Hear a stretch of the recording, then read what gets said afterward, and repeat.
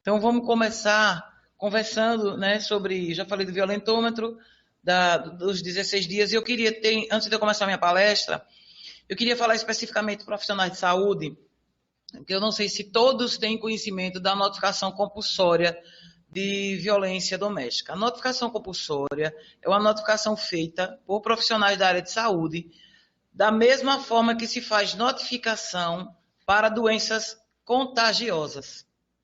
Então, o profissional que não fizer essa notificação, ele pode ser punido, porque é um caso similar, é tratada essa notificação, como eu acabei de dizer, como um caso de doença infectocontagiosa. Então, como é que se dá isso? Para falar sobre isso, vai ter que ter um módulo desse, sobre esse assunto. Mas eu queria esclarecer, porque muitos profissionais não sabem. Eu sou médica, eu sou enfermeira, e eu recebo uma pessoa, uma mulher machucada ou uma criança, porque a violência doméstica que eu me refiro não é só com relação à mulher, com relação à criança, adolescente, pessoa deficiente, pessoa idosa. Então, eu recebi uma mulher que está com um rosto machucado e ela disse que bateu no armário. Não condiz com o machucado. Ou uma criança que está com a área genital machucada, ela caiu de uma árvore, ela passou a escova. Então, não condiz com aquela alegação. Você, enquanto profissional, está percebendo que aquilo não está, a história não está batendo. Então, você faz uma notificação compulsória, que não é denúncia, não é para a polícia, é um sistema, vai ser informado aqui. A notificação compulsória não é denúncia, porque se não for, não vai ter problema. Os órgãos encarregados, se for conselho tutelar, o que for, é que vão providenciar, averiguar aquela notificação compulsória. Então, ano que vem, com certeza, vocês vão ter mais detalhes sobre ela. Se vocês tiverem dúvida, procurem saber hoje. Na internet tem muito material informando. Aqui em Sergipe tem um trabalho muito bom. Se trabalha essa notificação compulsória, mas ainda falta muita informação. Eu queria deixar isso claro com vocês. Então, agora vamos passar para os slides e a gente vai começar a falar sobre o direito da mulher gestante, né, que é o que eu vim falar aqui hoje. Aqui, então vamos lá. O meu objetivo hoje é falar sobre os direitos da mulher gestante. Seria a primeira coisa, a igualdade na família e na sociedade, porque a maternidade ainda, na sociedade patriarcal que nós vivemos, a sociedade ainda é um fardo muito pesado para a mulher. Não tem a parceria que deveria ter. Nós vamos falar também do direito da gestante com relação à saúde, com relação ao trabalho e à educação, né? O direito de estudar e demais coisas. Então vamos lá, vamos para a igualdade na família e na sociedade.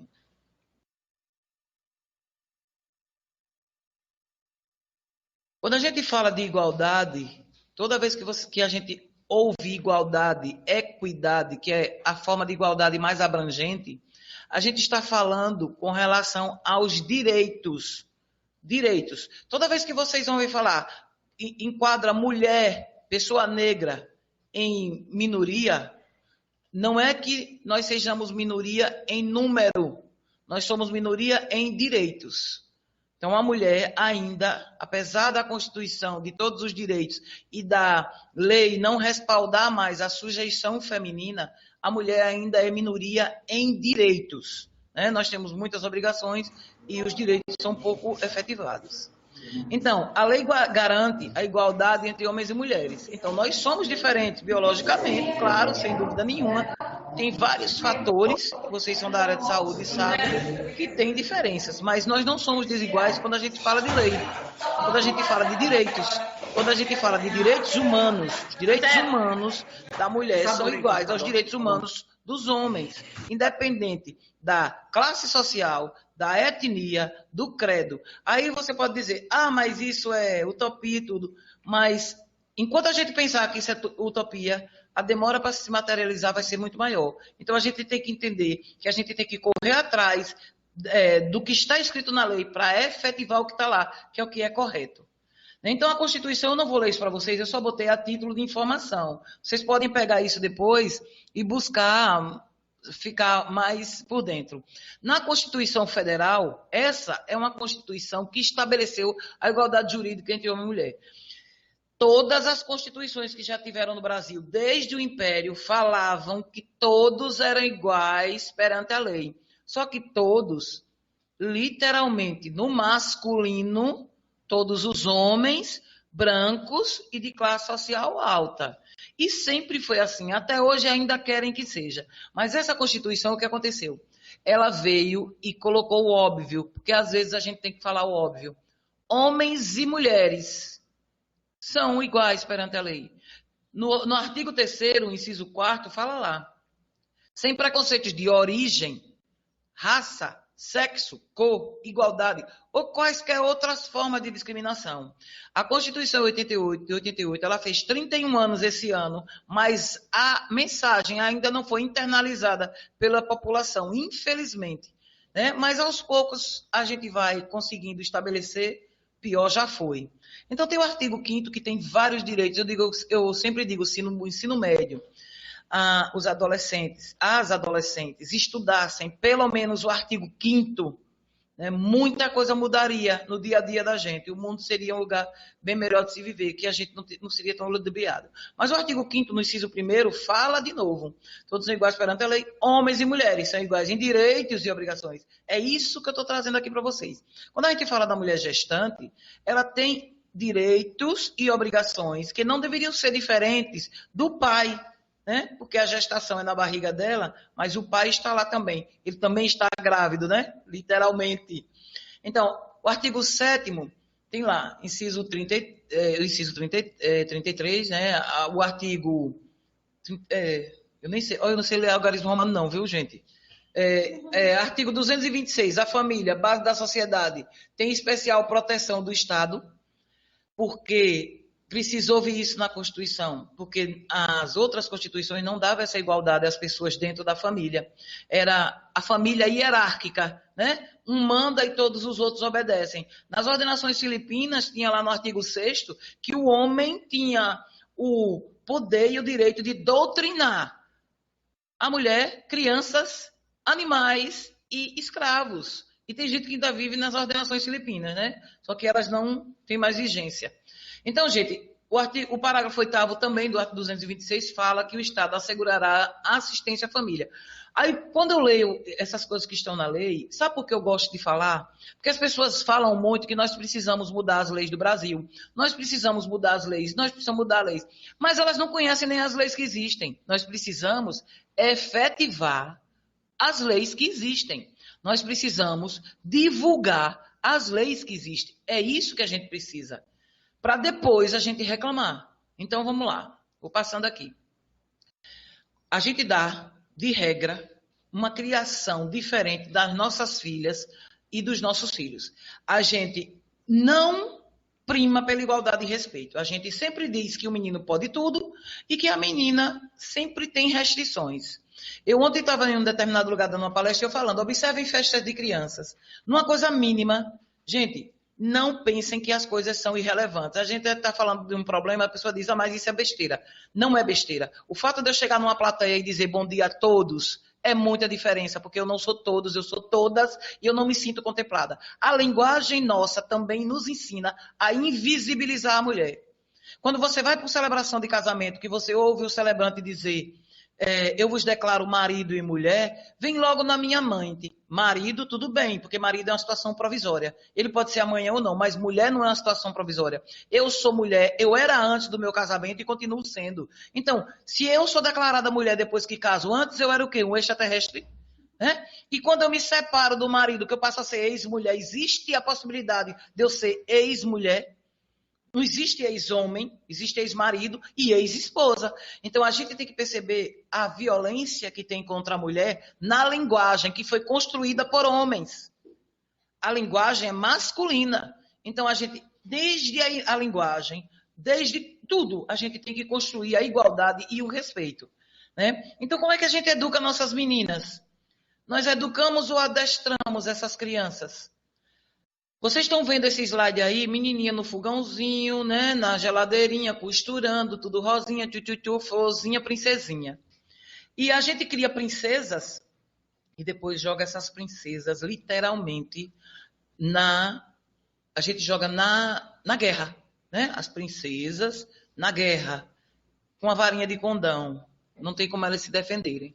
E aí você pode me perguntar, é errado eu criar minha filha com essas coisas? Não é errado. O que é errado é você criar sua filha só com essas coisas. Quem é o pai ou a mãe que dá um carrinho de presente para uma menina? Eu dirijo há 30 anos. Quantas mulheres vocês conhecem? Vocês que estão me assistindo aí, que dirigem, há quantos anos vocês dirigem? Né? Mas a gente não ganha carrinho de presente. Quando a gente vê as meninas brincando de boneca, vejam o que a gente ensina. Gente, filho e filha não faz o que a gente manda, não. Eles fazem o que vê a gente fazer. Observem um grupo de meninas brincando de boneca. Elas brincam de boneca porque se deduz que elas vão ser mãe um dia, né? E elas brincam de boneca e você vê várias mães com os filhinhos, todas mães solteiras, Nós ensinamos às nossas meninas que o certo é ser mãe solteira porque não tem nenhum menino fazendo papel de pai. A gente não deixa os meninos brincando de boneca, fazendo papel de pai, porque eles não podem fazer o papel de pai. Não, porque vão virar homossexuais. É isso que se prega. Menino não pode brincar de boneca fazendo papel de pai, se ele for pai um dia. Um menino não pode brincar de fazer comida. Vejam os chefes que tem no mundo, né? São homens. Então, assim, essa questão dessa fragilidade masculina que a gente ensina, que a sexualidade do homem é a coisa mais frágil do mundo, nós temos que mudar a nossa educação. Então, paremos de adestrar nossas meninas. Olha, você está ganhando um fogãozinho, mas você pode pilotar um avião um dia. Né? Você pode ser da NASA, você pode ser motorista de caminhão, você pode ser motorista de Uber, você pode ser frentista de posto, você pode ser uma engenheira, você pode ser da artilharia do exército. O que a gente não pode é limitar a educação dessas meninas, criar menininhas para serem frágeis, não saberem se virar, não chora de tudo e não respondem, não brigam, e quando a gente vai para as festas de menina, as meninas estão lá brincando, não podem correr, não pode se danar, o laço tirou do lugar, sujou a roupa, menina, cuidado, vai aparecer a calcinha. Quando vocês levarem suas crianças para as festas, botem um short debaixo da roupa, botem uma calça comprida na menina, deixa a menina brincar, porque criança gosta de brincar. Uma vez eu fui para uma festa e eu vi uma criança lá parada. Eu tenho sobrinhas pequenas, e eu disse, por que você não está brincando? Ela disse, porque minha mãe disse, se eu perder esse brinco, eu apanho. Então, a gente cesseia o direito dessas meninas até de brincar, né? Para não perder a joia, para não assanhar o cabelo, para não sujar a roupa. E os meninos tiram a camisa, brincam, correm para lá, correm para cá. Com relação aos meninos, como é que a gente faz? A gente educa ou brutaliza? Como são as brincadeiras dos meninos? A gente diz, se chegar em casa apanhado, apanha mais. Algum homem que está aí me ouvindo já ouviu isso do pai? Se chegar em casa apanhado, apanha mais. Você é um homem ou uma banana? Então, como é que a gente educa esses meninos? Não pode chorar. Homem não chora, tem até música. Homem não chora, homem não pode ser sensível, homem não pode se sentir frágil, homem não pode isso, não pode aquilo. Nós criamos homens bomba, né? Que mais tarde vão entrar no índice de suicídio, que o índice de suicídio entre adolescentes e adultos jovens em o sexo masculino é de 79%. Então, consequências da educação sexista. Mesmo quem não está me ouvindo, pode ver o que eu escrevi aí no slide, né? Como é que a gente educa nossas crianças? Prega uma suposta supremacia masculina, diz ao menino que ele vale mais do que a menina. Nós temos países como a Índia, em que a quantidade de comida é servida em maior quantidade para os meninos. Então, a gente prega essa suposta supremacia. Aqui no Brasil a gente não faz isso não, mas a gente dá direitos ilimitados aos meninos. Todo mundo acha bonito o menino que traz namorada para dormir em casa. Ai, que lindo, saiu ao pai, namorador. Né? O menino namorador é o pegador, a menina namoradora é o quê? Aqueles adjetivos pejorativos terríveis. Então, a gente permite a falta de respeito e a objetivação da mulher. A mulher é sempre objetificada. A gente dá suporte à violência de gênero, porque ensina o menino a não respeitar e a ser violento. A gente sobrecarrega a mulher. Como? Vocês já ouviram falar que as meninas amadurecem mais rápido do que os meninos? Quem já ouviu falar nisso aí? Sabe por que elas amadurecem mais rápido do que os meninos? Porque elas são erotizadas e sobrecarregadas mais cedo. Se você tiver um filho de 12 anos, uma menina de 8 e uma criança de 1, quando você quer ajuda para a criança de 1, você não chama o menino de 12, você chama a menina de 8. Então, nós damos responsabilidades às meninas muito cedo. A gente fala que a gravidez na adolescência, vixe, está um índice terrível. Aí eu pergunto, procure saber com quantos anos a sua avó, a sua mãe, a sua bisavó tiveram filhos. Para você ver como as meninas perdem a adolescência e a infância muito cedo, há anos, e ninguém nunca se preocupou com isso. Mas o que é que a gente faz? A gente condena essas meninas, chama de sem vergonha, de safada, engravida porque quer, apesar de que todo mundo sabe que nenhum método contraceptivo é 100% eficiente, e que para os homens, quais são os métodos contraceptivos que tem para os homens? Profissionais da saúde, me respondam. Camisinha e vasectomia, né? A maioria não quer usar camisinha, imagine fazer vasectomia. Porque tem aquela ignorância, né? De que vai fazer vasectomia vai ficar impotente. Uma mulher, normalmente, numa gravidez de 9 meses, ela não pode ter mais de um filho se não for gravidez gemelar durante um ano. Vocês sabem disso mais que eu. Nós temos 12 meses para uma gravidez, eu estou falando integral, de 9 meses, né? E o parto, em um ano não se pode fazer mais do que isso. Uma mulher pode ter 2 filhos em um ano só? Pode. Se ela tiver um filho em janeiro e outro, né, em dezembro, ela pode. Mas a gravidez de um dos partos não foi naquele ano. Eu estou me referindo ao fato de uma gravidez dentro do ano. Não pode uma mulher, num parto normal que não seja gemelar, ter mais de um filho. Mas um homem pode sim, durante o ano, ter mais de 300 filhos. Eu estou falando assim, uma hipótese dele transar com 300 mulheres e engravidar 300 mulheres. Ou não pode? Pode sim, mas por quê? Todos os métodos contraceptivos são direcionados à mulher. E o homem é educado para não se preocupar com a contracepção. Vamos mudar essa educação dos nossos meninos, né? Ao invés da gente dar um pacote de camisinha para ele pegar todas e não explicar nada, porque eles jogam fora a camisinha, não estão nem aí. A gente não explica a responsabilidade que eles devem ter. A gente tem que falar com as crianças, tanto as meninas quanto os meninos, conversar sobre sexualidade. Quando a gente conversa sobre sexualidade com as nossas crianças, claro que na medida do entendimento deles e delas, a gente não está ensinando a fazer sexo, não. A gente está esclarecendo como devem ser as coisas. Então, a gente concede ao homem o exercício de poder e de controle sobre a mulher, até quando está namorando. Ah, seu namorado não gosta dessa roupa. Menina, seu namorado já viu a cor que você pintou seu cabelo? Você sai sem seu namorado e assim a gente vai educando. Às vezes a gente, mãe, a gente faz isso com as nossas filhas, né? Você vai pro shopping sem seu namorado, você vai viajar sem seu namorado, né? Eu sou casada há 28 anos e eu viajo sem meu marido, e meu marido viaja sem mim.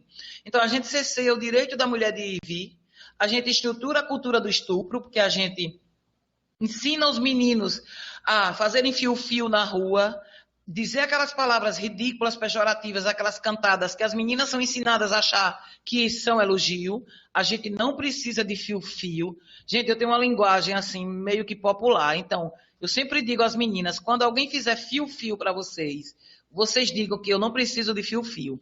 Eu preciso de respeito. Então, a gente estrutura a cultura do estupro, porque quando a gente sabe que uma mulher foi estuprada, onde ela estava, com que roupa ela estava, com quem ela estava. Uma mulher, uma hora dessa na rua, sim, nós não temos direito. E eu pergunto a vocês, mulheres que estão me assistindo, quantas coisas vocês deixaram de fazer na vida pelo simples fato de serem mulheres? Vocês já pensaram nisso?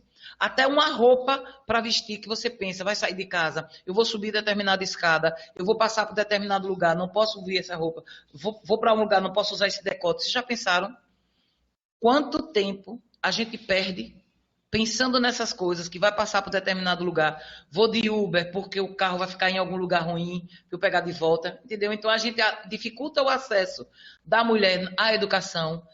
Uma menina jovem que tem filho, que tem filha, Não tem com quem deixar a criança. Deixa de frequentar a escola, deixa de frequentar a faculdade. Muitas mulheres trancam a faculdade, deixam de frequentar uma pós-graduação, porque tem crianças e não tem com quem ficar aquela criança. Às vezes fica com a mãe, com a irmã, mas o marido está em casa e não fica. Por quê? A homem não sabe cuidar de criança, não sabe?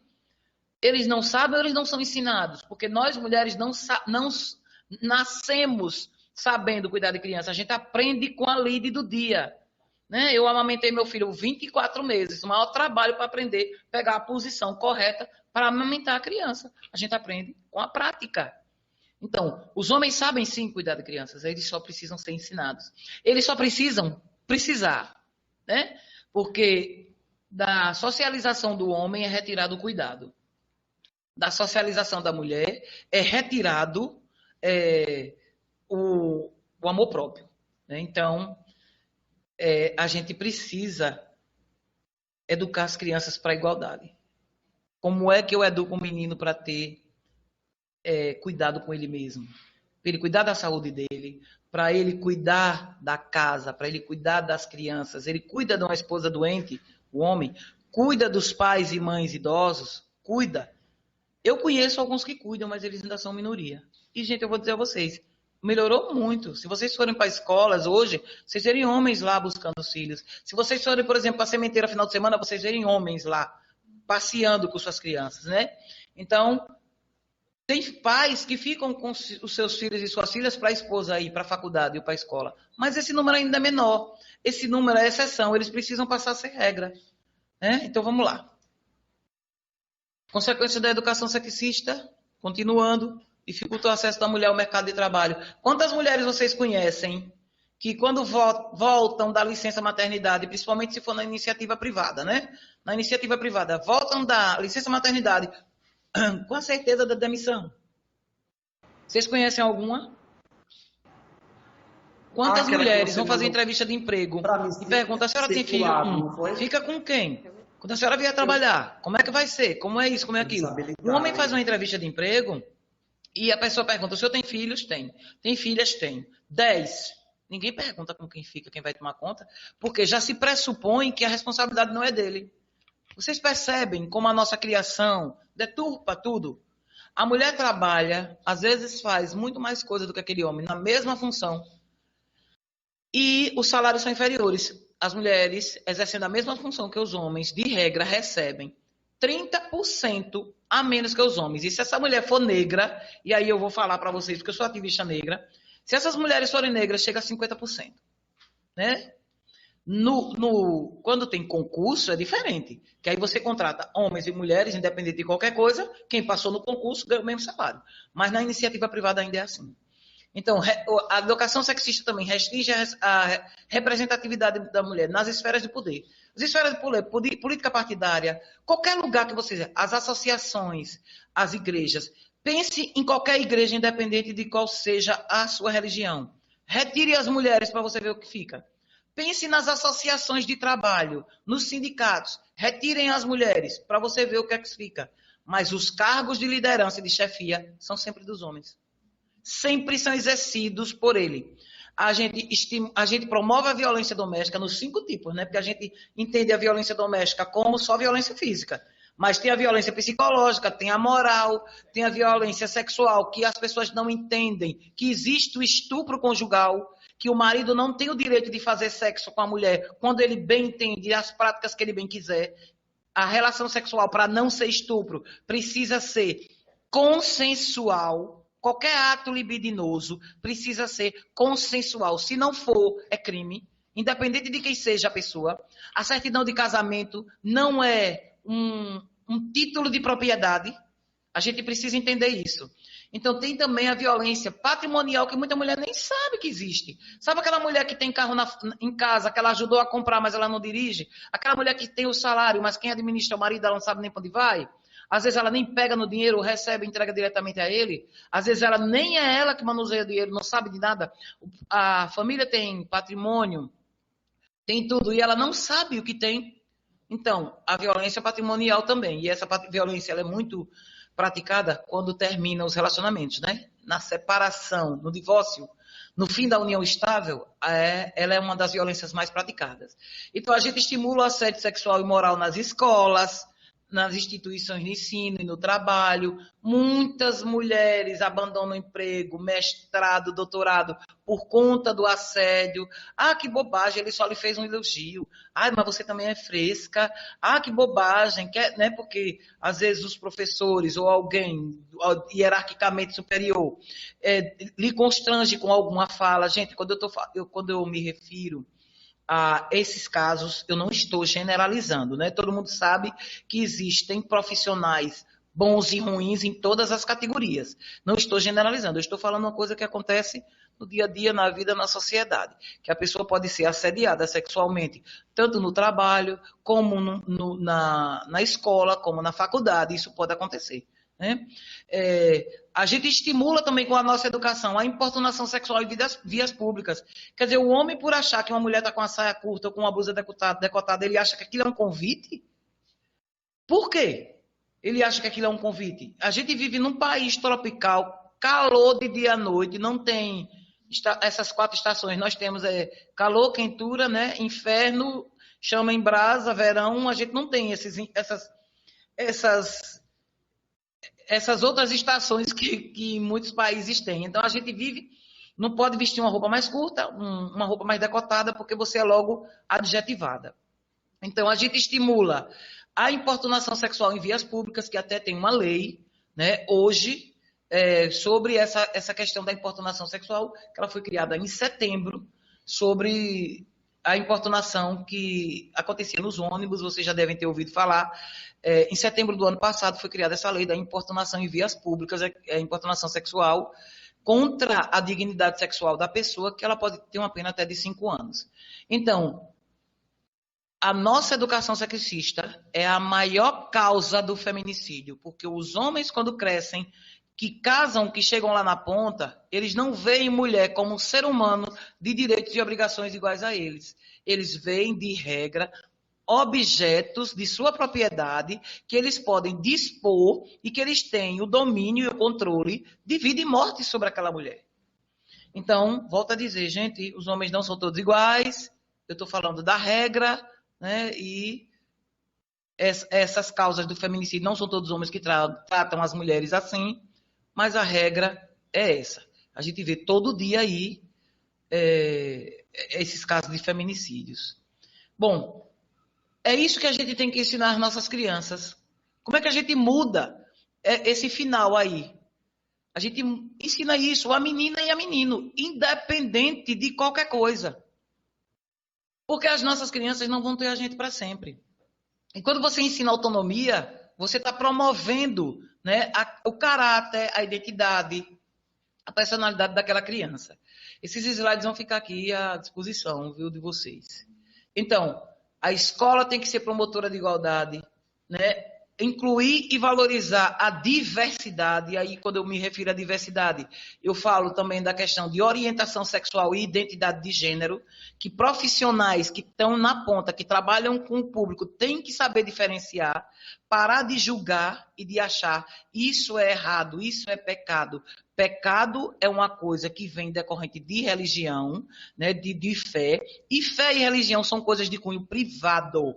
Né? Nós estamos falando de leis, que as leis são para todos. Religião é coisa que a gente escolhe para viver a nossa vida privada.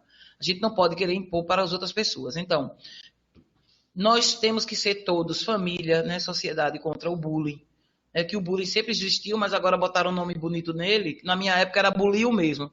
Fulano está bullying comigo. Agora é bullying porque é um nome mais bonito, como se fosse para atenuar o crime. Né? O que é bullying? Bullying é racismo, é gordofobia, é LGBTfobia, é violência de gênero, é misoginia.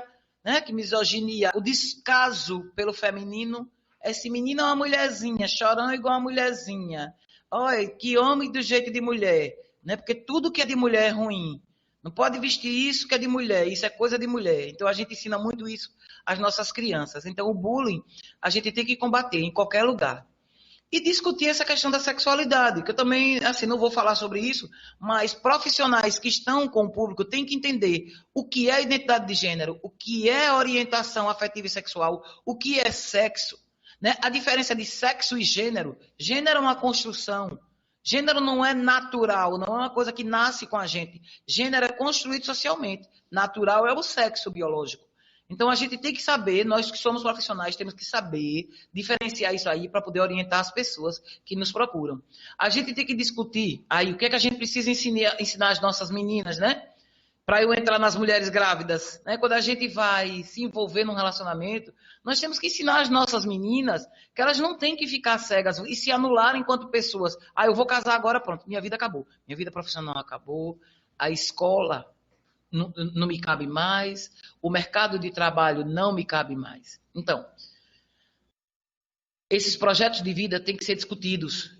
Os projetos de vida particulares, o que é que eu quero? Eu quero fazer faculdade, eu quero fazer um concurso. Ou não, eu quero ser dona de casa, eu gosto de cozinhar, eu gosto de cuidar da minha casa, eu gosto de cuidar da minha família, eu não preciso trabalhar fora. Gente, isso é uma coisa que tem que ser opção. A mulher não tem que ser induzida compulsoriamente a se restringir ao âmbito privado, como sempre foi, né? Tem também os projetos de vida do casal. Como é que eu vou? Eu tô com meu namorado, eu tô com minha namorada, eu tô com meu noivo, minha noiva. Como vai ser o nosso planejamento familiar? Queremos ter quantos filhos? Como é que vai ser o acesso à saúde, à educação? Nós vamos ter plano de saúde pelo trabalho, não vamos ter, vamos pagar particular. Ninguém pensa nisso, parece que as pessoas ficam cegas, né? O lazer e moradia, como é que vai se dar isso? Ei, qual é o credo? Eu acredito em quê? Eu tenho tal fé. Esse cara que está namorando comigo, a fé dele é completamente oposta a mim. Esse não vai dar um choque depois, quando a gente for educar nossas crianças? Como é que vai ser, né, esse relacionamento dentro de casa? As coisas se resolvem depois? Não é bem assim. Né? Como vai ser a nossa qualidade de vida, a qualidade de vida dos membros da família? Né? Os projetos domésticos. Vamos comprar os nossos bem móveis, como é que a gente vai organizar a divisão das despesas, a aquisição de animal. Eu gosto de gato, ela não gosta. Eu gosto de cachorro, ela gosta. Como é isso? Como é que a gente vai conciliar essas coisas? Gente, tudo isso tem que ser conversado. E assim, não é uma questão de você passar 20, 30 anos namorando, não. Eu mesmo casei com 5 meses de namoro. Então, assim, são coisas, questões que você pode conversar de uma forma muito prática. A gente tem que ensinar as nossas meninas a conversar sobre isso. E aos nossos meninos também. Né? Formação de patrimônio, como vai ser? A gente vai comprar imóvel, a gente vai reformar, a gente vai construir, como é que vai ser? Eu ganhei um imóvel, esse imóvel vai entrar, ele vai fazer parte do bem do casal, qual é o... Ninguém nem fala nisso, né? Qual é o regime de bens que aquela união vai ter, ninguém discute, mas depois quando tem a briga, né? Isso é meu, não é? Então, assim, são coisas que a gente tem que atentar nossas crianças, nossos adolescentes, nossas adolescentes, para observarem quando eles se tornarem adultos, para depois não ficar meu bem hoje e meus bens amanhã. E aí o que é que a gente faz? A gente busca igualdade e parceria, dentro, fora de casa, divisão de despesa, divisão de tarefas domésticas, dividir responsabilidade pela contracepção, e aí eu já vou entrando nessa parte. Quais são os métodos contraceptivos? Tem casais que nem discutem isso. A responsabilidade já fica jogada nas costas da mulher. Acabou. Se ela tiver algum problema de saúde, problema dela. Né? Porque eu sou homem, então eu não preciso me preocupar com isso. Então, os métodos contraceptivos são 5. Né? Vocês são da saúde, sabem melhor do que eu. Então, como é que a gente pode instrumentalizar isso no nosso relacionamento? Então, vamos lá. Tem os métodos de barreira, tem o dispositivo uterino, a contracepção cirúrgica e o quinto, contracepção hormonal, que são esses tipos.